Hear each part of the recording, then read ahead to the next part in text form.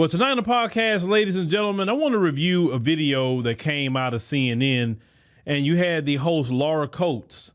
She was hosting her show on CNN, and you had a brother that was speaking about the ongoing conversation about Vice President Kamala Harris and her identity. You know, you have people that believe she's black. You have people that will say she is not black American. She could be part Jamaican, but she definitely grew up in an Indian household. She was in India all the time. Even in 2020, that same network said that she was Indian and not referring to any kind of blackness.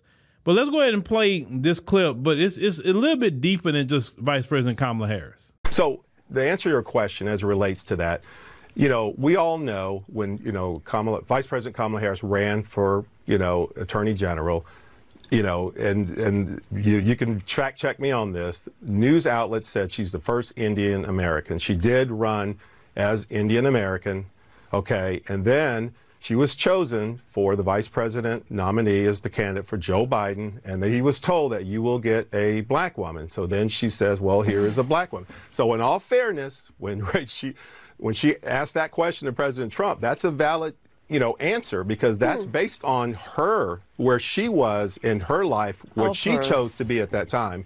So that's where that answer comes in. So she's the one that did this. She's the one that hold on one second. I want to just make clear. I know we're on this panel. Excuse me, sir. Do not overtalk me. I'm going to give you the opportunity to speak. Excuse me.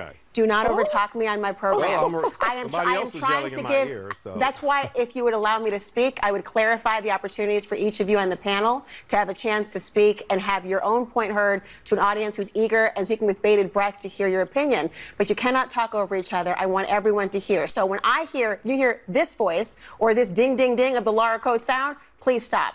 Van, let me go to the mainstream media, this country in general.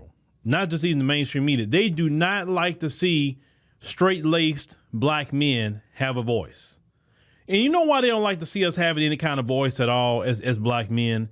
It's because they know that black men, we can galvanize people very fast. Black men are looked at as part of those that you would like to follow, you would like to be a part of. Think about all the men that we have speaking, even just in the past, whether people like Dr. King, black man.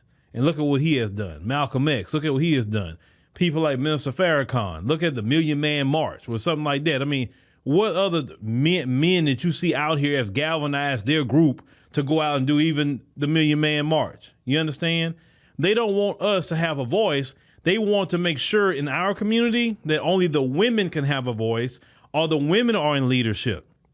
So this is why this system makes sure to elevate black women into higher positions over black men to keep that division going within the community, because they know good and well by doing that, they're going to cause a problem. But notice in their community, they don't elevate the white women over the white men. They don't do that.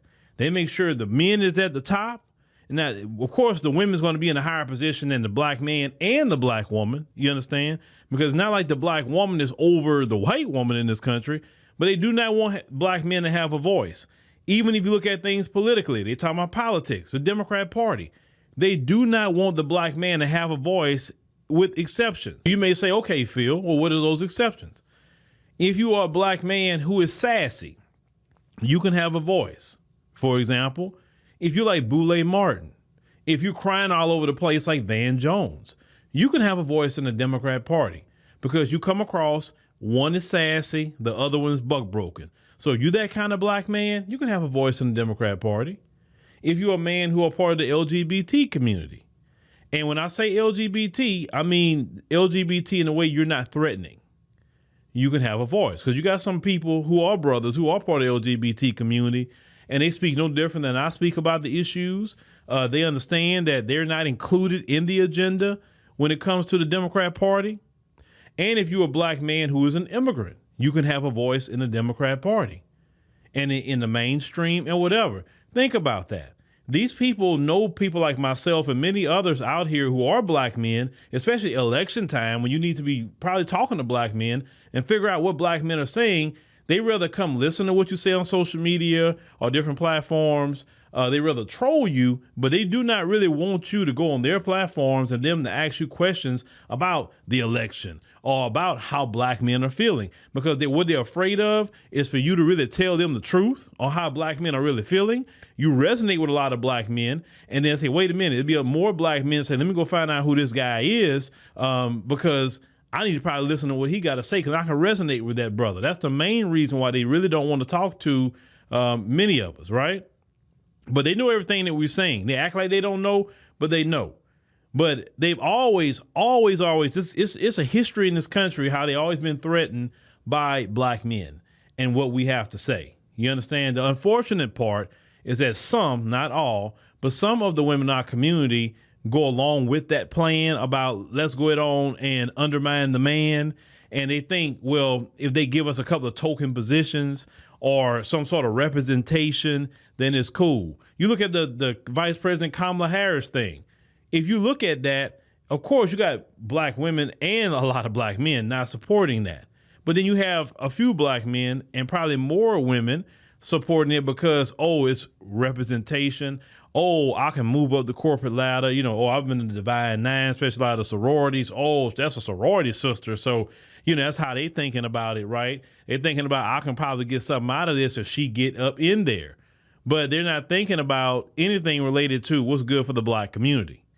Black men, we understood when it came with the Democrat Party, mainstream media, and all of that, that we did not have a voice and we did not have a place. That's why we said it's time for us to walk away as a group of men. And we're not walking away and running to the Republican Party. We're walking away and saying, no, we're going to stay right here in the middle. We're going to be politically independent. And we're going to say, if we're going to deal with politics or anybody, it's going to be on the guys of policy. It's going to be on the guys of what's right for my community. And we have no shame in advocating for our community and our community only, because what we have seen forever is that everybody else advocates for their community, period. And you know what? It's by time that black people, especially black men in particular, advocate for our community. Because who's going to look out for our daughters? Who's going to look out for our sons? Nobody else but us. It's just that simple. Now, black men, they're going to continue to try to browbeat you, shame you, try to put you down, try to, gaslight you. Some of them are going to try to manipulate you. Some of them will even try to, put out a lot of disinformation by Project 2025. You hear a Democrat telling you as a black man, well, it's Trump's Project 2025. That is complete disinformation because they know good and well that comes from the Heritage Foundation, not the Trump campaign. They're going to try to shame you if you decide to vote for Trump. And it's on you. It's called voting rights. If you want to vote for Trump, it's your right. If you want to choose the couch, it's your right. You want to vote third party, fourth party, fifth party, it's your right. Even if you decide to vote for Kamala, I don't understand it. But even if you want to vote for Kamala, it's still your voting rights. And you should not be ashamed, because you're not ashamed for voting for Kamala. That's to keep that clear. You're not ashamed. You're only ashamed when you're going to vote for anyone else outside of Kamala. Why? Because black men, they feel like they own you and control you, no different than they owned and controlled your ancestors on the plantation fields of America. You have to be utterly offended when you think that they can own and control you in any way, shape, form, or fashion.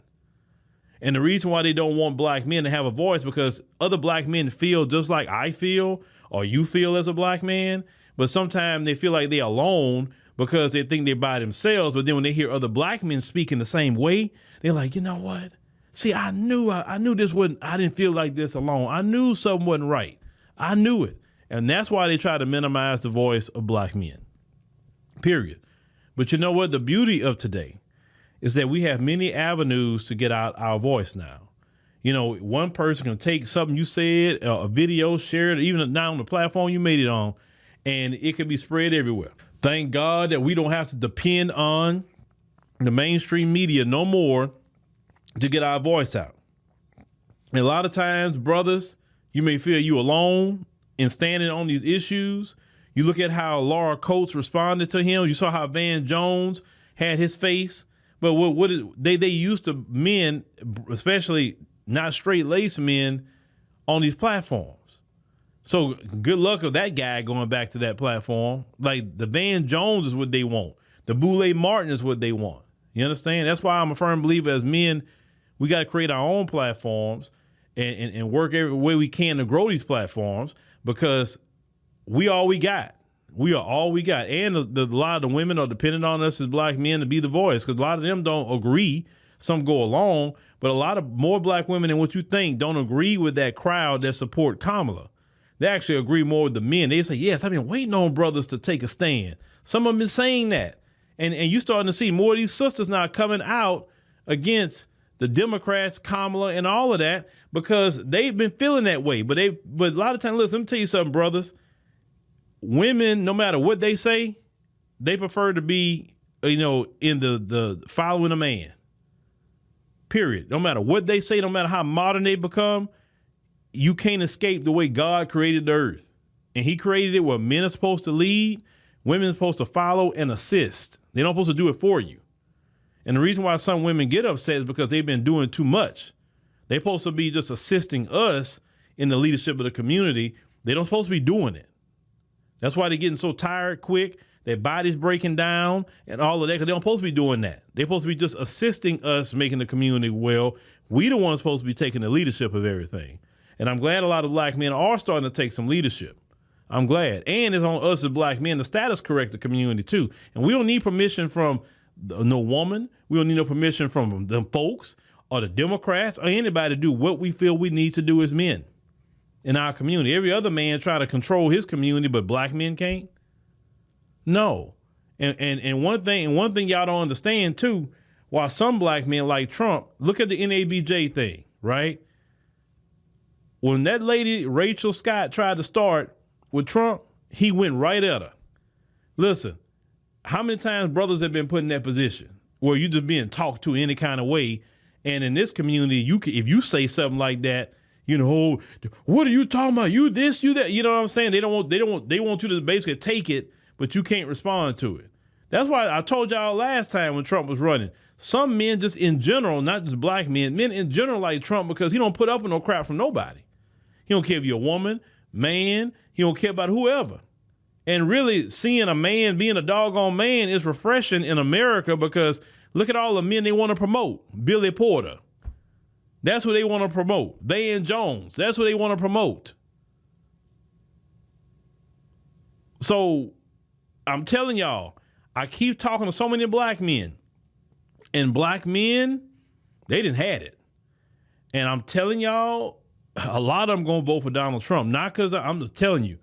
I talked to some black Republicans yesterday, and, these brothers on something different. And these brothers, believe it or not, they were, the interesting part, these brothers were black Republicans, and both of them was in the Divine Nine. Two different fraternities. So there you go. But things are changing. Things are changing. And, but regardless if these black men are Republican or not, they all have the same thing in mind. They want a better black community. That's all they want. They want our kids to be good. Our grandmothers, wives, girlfriends, aunties, uncles, dads, our elderly. They just want everybody to be good and get our fair share. That's it.